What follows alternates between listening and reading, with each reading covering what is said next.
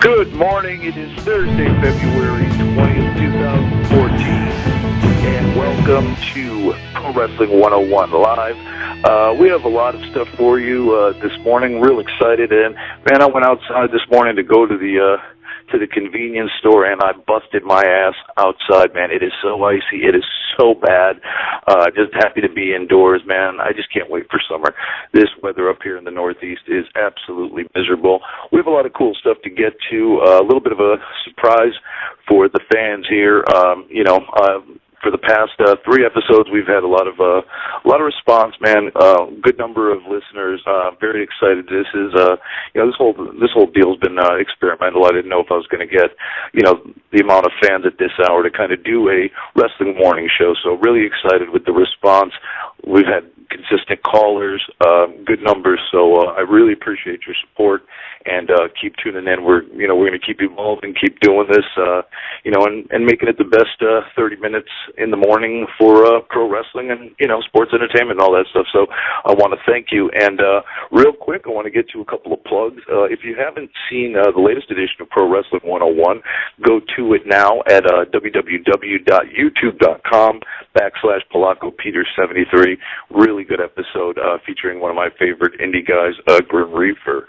Also, go to the website, www.thejustincredible.com, for all things Just Incredible. It has my social media, Twitter, Facebook, and also connects to the YouTube show, so check that out.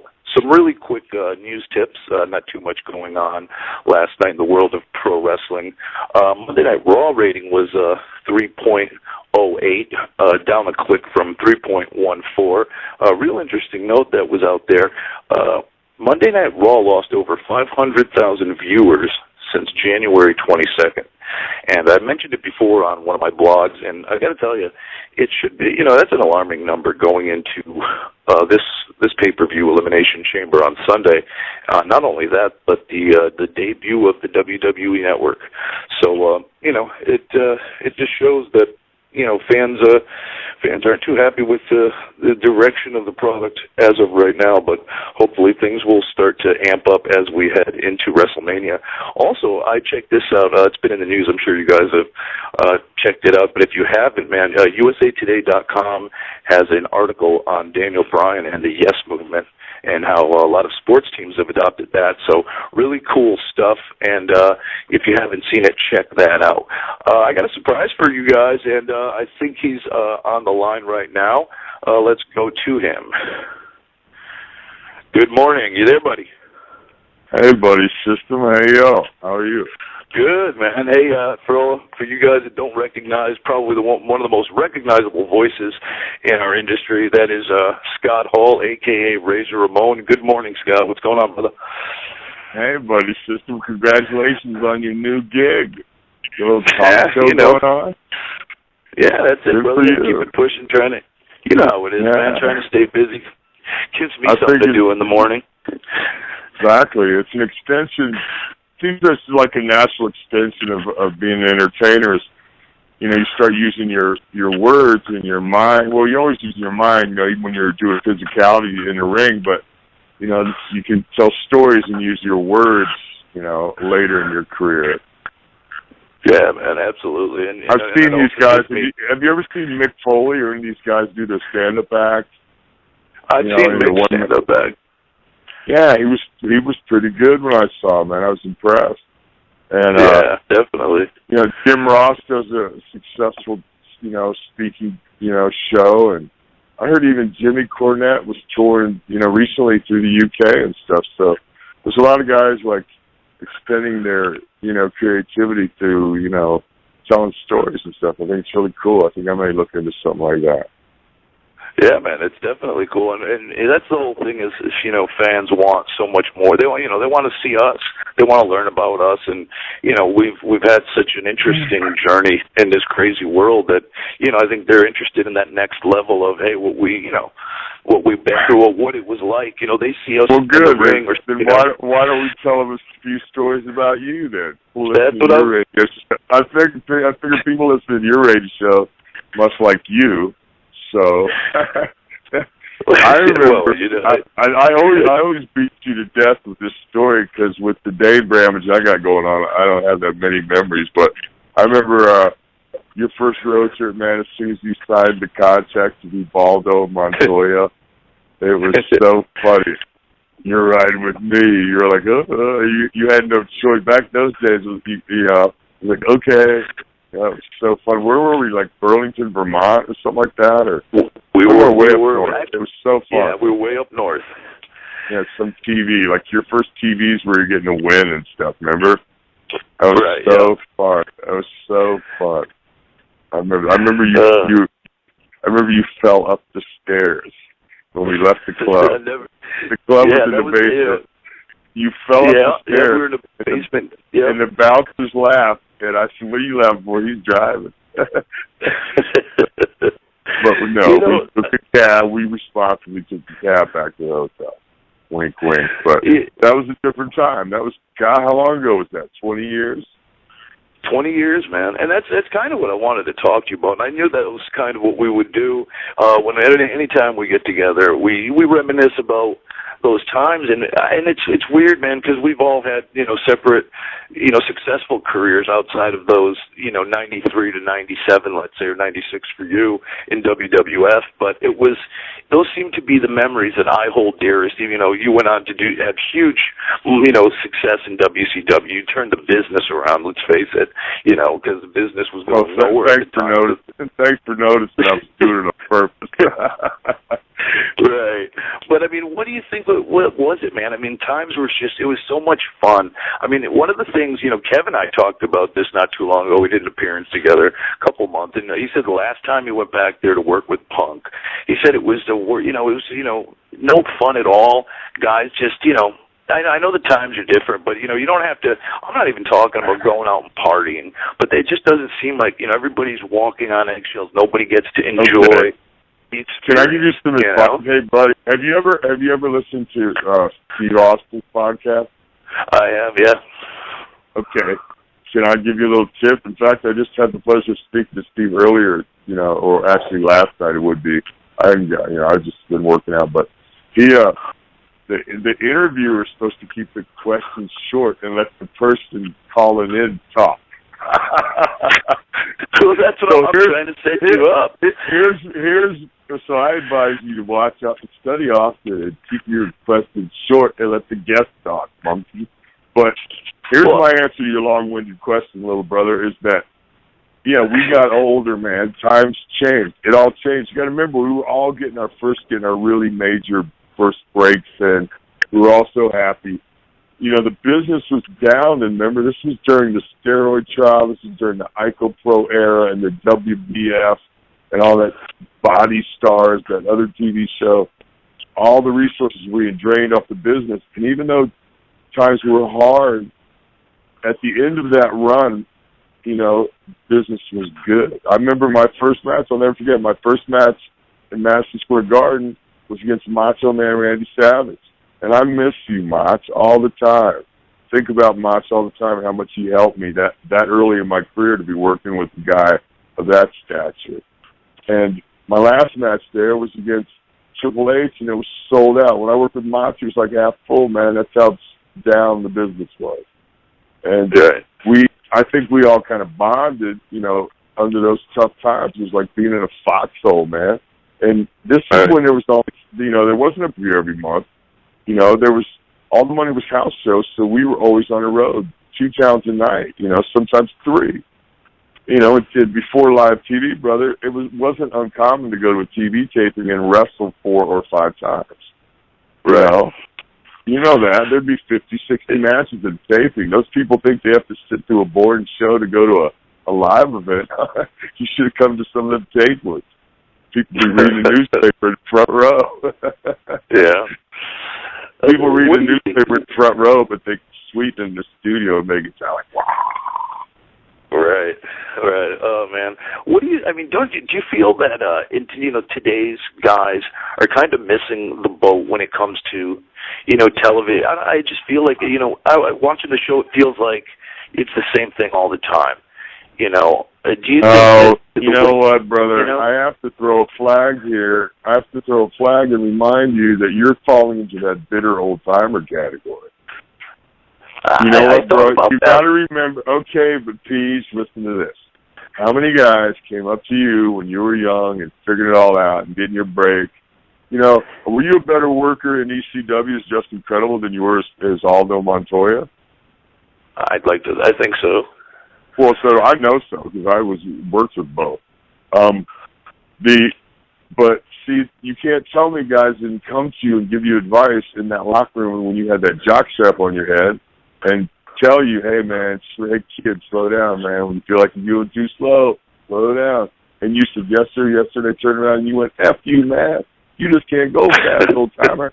You know, because I know I did. I know I did. Right, I got my son in the room down the hall doing it to me now. So you know, so I know you got to remember that all the young stars today are working as hard as they can, bro. They are doing, you know, that nothing is done by accident. Those guys are working hard to get over and do good, and I am happy with the way the hands that the business is in. I think things are going to turn a corner a big way. You know, I like the way the business is headed. I got no problem with what's going on, man. You know, I have this argument. If you're going to complain, then you got to have why don't we try this? You can't just bitch about the state of affairs, in my opinion. If you're going to hang out with me, you can't just bitch. You got to have a suggest.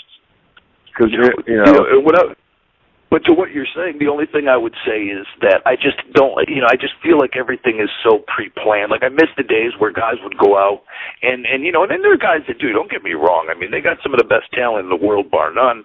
But I guess I just miss the days of it. Just all seems so, well, you want to watch improvised. Well, you want to watch an exciting show with more wrestling and less talking. You ever watch NXT? Tell you what, actually, you know what? That's probably one of the best hours of television. It's quickly becoming one of my favorite shows, man. You ought to get a hold of some of those young guys and talk to them, man. You ought to get a hold of some of them. Remember what Perfect taught us? Be nice to the guys when they first start, because you never know who they might turn out to be. Oh, you know what I mean?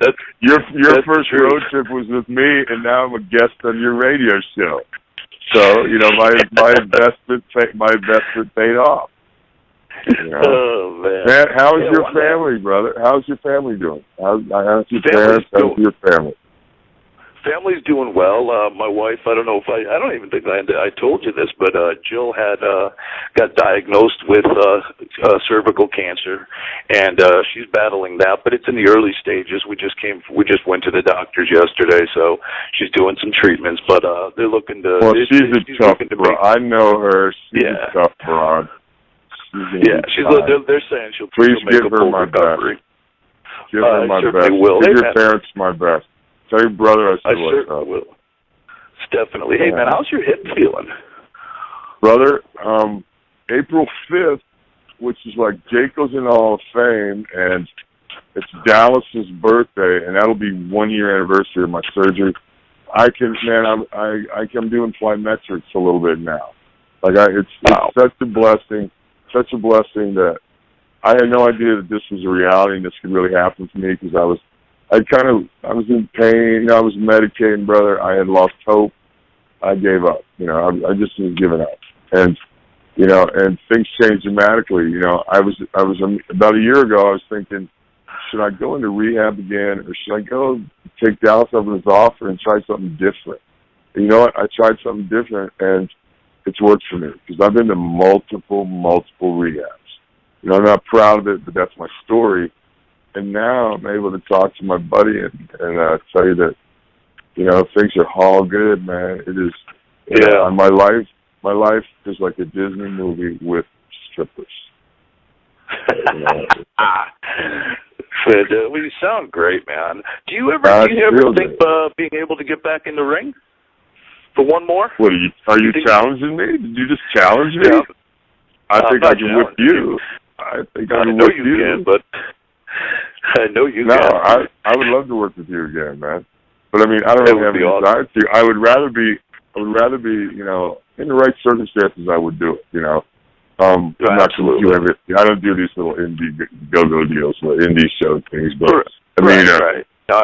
I'm feeling in the right circumstances. But I feel like I don't really have to because I have a 6'8", 252-pound son with abs showing, and he's 22. You know, and he's ready to wrestle all comers. You know, so I can wear my like Bobby Heenan sport coat, man. I want the Bobby Heenan spot. I always wanted that spot. I want to be an announcer and then be the cool heel announcer and then manage a select group of guys. If it was up to me, Peach, and it's certainly not, I would wrestle Cody. A Diva, and a tag team. You know, and a tag team. That'd be sweet, like an old school. When's the last time there were these sweet old school announcers with the matching sport coats with the guy's gear and shit, you know? Like, I got some sweet stuff to match with Cody's gear and that. We're trying to hustle. Guess who I talked to earlier today? Samu. Oh. Really? Yeah, he's bringing us into Pennsylvania. You know, that's what we're trying to do a little more of now. It's like, you know, I go and do signings and Cody wrestles, and, you know, if it's for the right promoter, then I walk the ring with Cody sometimes too. So, you know, we have a blast. You know, it's fun. Yeah, man. that's awesome, so fun. You were remember we were talking earlier. We were talking earlier about what's different. Well, you know, what's different is we're older, and you know what? Like, things happen. Life interferes with our dreams and all that. Dreams come true. Bad things happen. Blah blah blah. Life happens. But see, Cody's 22, bro, so he's having matches, and it's the pure love of the business at this time. It's not about the money yet. He doesn't have any bills. He ain't worried about that. So it's, you know, he has normal bills as a 22-year-old kid, you know, and so it's, he gets out of the ring, man. I make these local trips for the month. Sometimes I just go and hang in the locker room. Then I don't walk out till right before his match. I walk out and sit down with my iPhone and film it. Then we watch it back and stuff, and we post them, and just to talk business with him when he gets out of the ring is really fun. But it's tough being the dad. Like, I could talk to you business different than I can my own son. Because, you know, like, I could say to you, and you would know it's not personal. I'm talking business to you. So I was so lucky tonight. I talked to Steve Austin. I'm name dropping like crazy here, too. Right? I talked to Steve Austin earlier. He called and just to say what's up and ask you what's going on, how's Cody doing, and I said, bro, he needs to talk to somebody besides me about business. That's why feel free to hit him up. You know, I'll have him tweet his next match to you so you can evaluate. Because I advise him to get everybody's opinion, then make up his own mind. He has a good relationship with Lance Storm. You know, Lance will watch his matches and email them, you know, detailed Lance is. You know, he emails detailed critiques and advice and stuff. So, you know, Roddy Piper's been helping a lot with, you know, Lance is such a technician, and, you know, Roddy's helping him with, you know, with more interview and ring psychology and things that are Roddy's, you know, strong suit. You know, Jake is chipping in, and Dally's like a technician. You know, Dally knows every move out there, and, you know, they all get in the ring with Cody and help him, so. You know, he's in young boy wrestler heaven right now. Yeah, absolutely. We're renting a place. You know, my house in Florida's still sitting there, but we're renting a place 2 blocks from Dallas. You know, so we can. I walk there. So it's just a blast. I couldn't. If you'd have told me a year ago that my life would be so dramatically different for the better, I wouldn't have believed it. I just told me maybe it's going to continue to spiral down. I would have said, that's it. That's up for me. I deserve it. I tell you, man, it's awesome to see you sound so good and so positive, and to just you know, it's great, and it's amazing, man. Hey, you have a lot to be thankful for. I actually got to meet Cody at WrestleCade in North Carolina. He told me you were a real dick to him. Not at all, dude. He's a monster. I could not believe how big he is. I mean, he's going to be. He's going to be a force. Young. Oh, that's for me. Because you can look at him and tell he's like a puppy dog. He's not even mature yet. Yeah. No, not at all. Yeah. He's going to be a beast. Yeah, and my daughter Cassidy's a freshman in college in Florida, and doing good, and I feel so blessed. Both my kids are pursuing their dreams, and you know how it is as a parent. That's all you really want your kids to do is follow their dreams, do what they're passionate about. So my daughter is that's all you can ask. Kathy, that's all you can ask for. So I feel so blessed. I just feel so blessed. Man. That's it, man. You deserve everything you have, man. You're a wonderful dude, and I tell everybody all the time, I wouldn't have ever been anywhere in this business if it wasn't for the teachings and the way you brought me up. Because guys don't understand how hard it is sometimes, especially for an 18, 19-year-old kid in the world of alpha males of the WWF.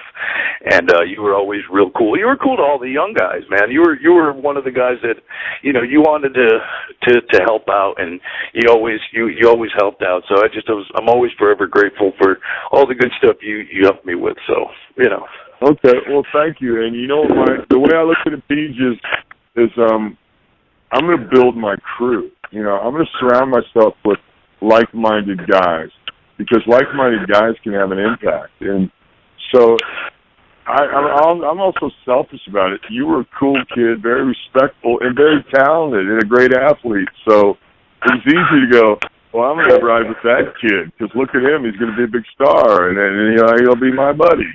Like it was, right. You were like my draft pick. After Kid, you were my second draft pick. And I didn't actually get to draft Kid. Vince drafted Kid. It's just selected me to do the angle with him. So really, you were my first draft pick. Nice. I picked you. You were thrown in. You got all that click heat, but none of the recognition. Right. Yeah. You were off that night in the Garden. Like Jake, Kid was off that night in the Garden, and I guess you were. You were with us, weren't you? Weren't you at the Garden last night? Yeah, you were there. I knew you were in the band. I knew you were. See, you should have came out and got you some of that heat. But the difference is I would have been fired. Yeah, they'd have fired you instantly. Well, you wouldn't have the hood on. No one would know. You could have just came out without the hood and say, "Who's that? Who's that mark in the ring?" Hey, I remember you were the first guy. They were saying. That's what they were saying. You had the mask off. You were the first guy that told me to shave my head when I started to. But I tried to do all that funky stuff with it. So actually, you're very responsible for what I have today. You remember that? Well, yeah. Well, I try. You know what I mean? I try to. Sometimes I feel like it's good to see. I can see other guys' gimmicks. I love wrestling. So, if you're trying to do, I've always felt like it's a team concept, and that if I can coach somebody up or give somebody if you're on my team, you're on my team. Because I don't care if I score all the touchdowns, as long as I get that Super Bowl ring. As long as we're successful, I like to be around successful people. So, and I always believe that, I was raised that way, to help others, so. Right. See, but don't be wrong, a lot of times I'll say something that people don't want to hear it. You get heat for that, So, I've learned after all these years that most of the time I'm going to act like me. You can bet on me. Good or bad, you're going to get 100%. You're going to get me, so. Yeah. We got 4 minutes left on the show. Is there anything you would like to plug real quick? No, just that great to talk to you, buddy. I wish you continued success personally and professionally, and thanks for having me on the show, please. Just great talking to you. Well, thank you, Scott. This has been an honor and a pleasure, especially here at Pro Wrestling 101 Live. We're brand new. You can follow Scott. Scott, it's been a pleasure, man. I'll get real soon, brother. Anyways, we're back. We're finishing up real quick. If you haven't, check out www.prowrestlingtees.com/JustIncredible. We have 4 ECW Era Classics and 2 Toyas, including the top seller, Fear the Jockstrap. If you haven't, it's a really cool site, ProWrestlingTees.com. They do some of the best quality wrestling shirts on the planet today. That was really cool. I haven't talked to Scott in a little bit, man. He sounds like he's doing really well. It's always cool. Let me tell you, he's not joking about his son, Cody Hall. Cody he stands at least 6'7", 6'8", 270 pounds, and he's 22 years old. He's just a baby, and he's going to be a force to be reckoned with. We're going to get to one last call real quick. Let's see if this thing... Hello, you're on the air. Hey, buddy, how you doing? Good. Who's calling? This is Felix. Hey, Felix. Good morning. Well, sorry we took up so much time with Scott, but it's not every day we get Scott Hall on the program. No, actually, I was enjoying that, but I wanted to let you know, too, being that you have the show, if you end up going over, it's all right. They actually allow you a little extra time if you have to go over, like maybe 5 or 10 minutes. If you needed to plug a couple of things, you still have time to do that. Oh, right on. So what's going on this morning? I didn't know if you knew that. No, I did not, actually. I was enjoying the stories and listening to Scott, and definitely a welcome surprise. I enjoyed it very much, and I actually just wanted to just ask you a question that you had mentioned yesterday on your show. Sure. You had talked about it briefly about Undertaker's next opponent and how much time he's got left. The rumors, obviously, was Sting leaving TNA. What do you think the possibility of that happening? Obviously, doesn't look like it's going to happen this year, but you think it's a possibility maybe for next year? You never know, man. I think it's a possibility. I think that's why I was saying next Monday's Raw is going to be huge. I think a lot of things are going to happen, and Sting doesn't do it this year. When is he going to do it? I be the time, and Brock Lesnar and Undertaker is a good match, but I just don't see that grabbing me as much as something like Sting. So I think anything's going to happen. This is going to be an interesting conversation on this show next Tuesday after Raw, because that's going to be monstrous. You got the WWE Network debuting that day, and you're going to have a huge stacked Raw. And I'm predicting that both Hogan is going to come back, and I bet you we see if that thing with Sting for Undertaker materializes, which you never know, man. Things are about to heat up real good. Absolutely. And I just wanted to say, keep kicking some butt on this show, man. You come up with new, innovative ideas, and I don't think you ever run out of things to say. And I think that that's great, because being on your own talking for 30 minutes is never an easy thing to do. But you seem to do it well, and I think I could take some notes from you and myself, being a host myself. So. It is hard, and it's intimidating sometimes. I do write some notes down on topics, but it does get a little, especially if nothing's going on. It's like, how much could I, you feel like you're talking in the mirror to yourself. So it could be a little nerve-wracking, but always better with somebody. So, I appreciate your contributions, man. Keep calling in, and, really happy to have you, Felix. Thank you so much. Not a problem, man. Keep up the good work, and I'll be tuning in throughout the week, so. All right. Awesome, brother. Well, guys, we got 60 seconds fixing to wrap up here. Check us out tomorrow. We're going to have, I got some interesting ideas for our show tomorrow, so you want to tune in for that. Like I said, go to, if you want to, follow Scott Hall on Twitter. It's at Scott Hall NWO. That's on Twitter, and I believe Cody Hall, his son, has a Twitter handle there.